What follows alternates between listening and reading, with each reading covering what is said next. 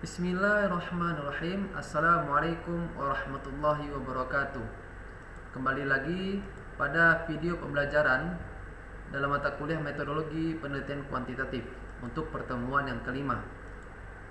Perkenalkan, nama saya Muhammad Ilham Alif Firdaus Lubis, SHI, mahasiswa program Pasca Sarjana Yayan Batu Sangkar, Prodi Hukum Ekonomi Syariah. Pada video kali ini kita akan membahas mengenai hipotesis. Nah, yang pertama yang akan kita bahas adalah pengertian hipotesis itu sendiri. Yang kedua, jenis-jenis hipotesis. Yang ketiga, hipotesis penelitian. Keempat, hipotesis statistik. Dan yang kelima, penelitian dengan hipotesis dan tidak menggunakan hipotesis. Baiklah, langsung saja pada pembahasan yang pertama, yaitu pengertian hipotesis. Apa sih yang dimaksud dengan hipotesis? Hipotesis adalah jawaban sementara terhadap rumusan masalah penelitian, di mana rumusan masalah penelitian telah dinyatakan dalam bentuk kalimat pertanyaan. Dikatakan sementara karena jawaban yang diberikan baru didasarkan pada teori yang relevan, belum didasarkan pada fakta-fakta empiris yang diperoleh melalui pengumpulan data. Jenis-jenis hipotesis. Hipotesis berdasarkan pada kategori rumusannya. Ini dibedakan menjadi dua. Yang pertama, hipotesis nihil, dan yang kedua yaitu hipotesis alternatif. Hipotesis nihil yaitu hipotesis yang menyatakan bahwa tidak terdapat hubungan atau pengaruh antara variabel dengan variabel lain. Misalnya, tidak ada hubungan antara tingkat pendidikan orang tua dengan prestasi belajar siswa SMP. Yang kedua, hipotesis alternatif. Hipotesis alternatif di sini menyatakan bahwa terdapat hubungan atau pengaruh antara variabel dengan variabel lain. Misalnya, ada hubungan antara lama belajar dengan prestasi belajar siswa SMP. Hipotesis alternatif ini dibedakan menjadi dua macam. Yang pertama, hipotesis terarah atau yang disebut directional hypothesis. Hipotesis ini diajukan oleh peneliti, di mana peneliti sudah merumuskan dengan tegas yang menyatakan bahwa variabel bebas memang sudah diprediksi memiliki pengaruh terhadap variabel terikat. Yang kedua, hipotesis tak terarah atau non-directional hypothesis. Hipotesis tak terarah ini adalah hipotesis yang diajukan dan dirumuskan oleh peneliti tampak belum tegas bahwa variabel bebas akan memiliki pengaruh terhadap variabel terikat. Hipotesis tak terarah tersebut menggambarkan bahwa peneliti tidak menyusun prediksi secara spesifik tentang arah hasil penelitian yang akan dilakukan. Hipotesis berdasarkan sifat variabel yang akan diuji. Di sini yang pertama, hipotesis tentang hubungan, yaitu hipotesis yang menyatakan tentang hubungan antara dua variabel atau lebih, mengacu ke penelitian korelasional. Yang kedua, hipotesis tentang perbedaan, itu hipotesis yang menyatakan adanya perbedaan dalam variabel penelitian tertentu pada kelompok yang berbeda. Hipotesis tentang perbedaan mendasari berbagai penelitian komparatif dan eksperimen. Hubungan antara variabel tersebut bisa dibedakan menjadi tiga. Yang pertama, hubungan yang sifatnya sejajar tidak timbal balik. Yang kedua, hubungan yang sifatnya sejajar timbal balik. Dan yang ketiga, hubungan yang menunjuk pada sebab akibat tetapi tidak timbal balik. Kemudian ada jenis penelitian berdasarkan keluasan atau lingkup variabel yang diuji. Yang pertama, hipotesis mayor, yaitu hipotesis yang mencakup kaitan semua variabel dan semua objek penelitian.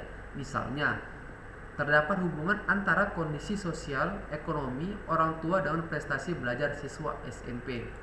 Yang kedua, hipotesis minor, yaitu hipotesis yang terdiri atas bagian-bagian atau sub-sub dari hipotesis mayor.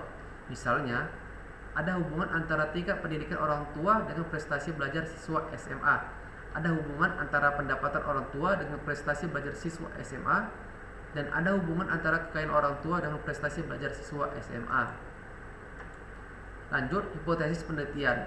Hipotesis penelitian adalah jawaban sementara terhadap pertanyaan-pertanyaan penelitian. Jadi di sini para peneliti akan membuat hipotesa dalam penelitiannya. Tujuannya apa? Tujuan untuk menjadikannya sebagai acuan dalam menentukan langkah selanjutnya agar dapat membuat kesimpulan-kesimpulan terhadap penelitian yang dilakukannya. Bentuk-bentuk hipotesis penelitian erat kaitannya dengan rumusan masalah penelitian. Setidaknya ada 3 bentuk rumusan masalah penelitian. Yang pertama yaitu hipotesis deskriptif. yaitu jawaban sementara terhadap masalah deskriptif, yaitu yang berkenaan dengan variabel mandiri. Yang kedua, hipotesis komparatif merupakan jawaban sementara terhadap rumusan masalah komparatif. Pada rumusan ini variabelnya sama, tetapi populasi atau sampelnya yang berbeda, atau keadaan itu terjadi pada waktu yang berbeda. Hipotesis asosiatif merupakan jawaban sementara terhadap rumusan masalah asosiatif, yaitu yang menanyakan hubungan antara dua variabel atau lebih. Contoh hipotesis penelitian. Yang pertama, kemampuan daya beli masyarakat itu rendah. Yang kedua, tidak terdapat perbedaan kemampuan daya beli antara kelompok masyarakat petani dan nelayan. Yang ketiga, ada hubungan positif antara penghasilan dengan kemampuan daya beli masyarakat. Selanjutnya, hipotesis statistik. Hipotesis statistik adalah pernyataan atau dugaan mengenai keadaan populasi yang sifatnya masih sementara atau lemah tingkat kebenarannya. Hipotesis statistik itu ada bila penelitian bekerja dengan sampel. Jika penelitian tidak menggunakan sampel, maka tidak ada hipotesis statistik. Hipotesis statistik diperlukan untuk menguji apakah hipotesis penelitian yang diuji dengan data sampel dapat diberlakukan untuk populasi atau tidak. Dalam pembuktian ini, maka akan muncul istilah signifikansi atau taraf kesalahan atau kepercayaan dari pengujian. Contoh hipotesis penelitian mengandung hipotesis statistik. Yang pertama, ada perbedaan yang signifikan antara penghasilan rata-rata masyarakat dalam sampel dengan populasi. Penghasilan masyarakat itu paling tinggi hanya Rp500.000 per bulan. Kedua, terdapat perbedaan yang signifikan antara penghasilan petani dan nelayan. Yang ketiga, ada hubungan yang positif dan signifikan antara curah hujan dengan jumlah payung yang terjual. Ada hubungan positif artinya bila curah hujan tinggi, maka akan semakin banyak payung yang terjual.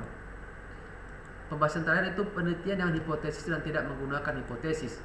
Penelitian merumuskan hipotesis adalah penelitian menggunakan pendekatan kuantitatif.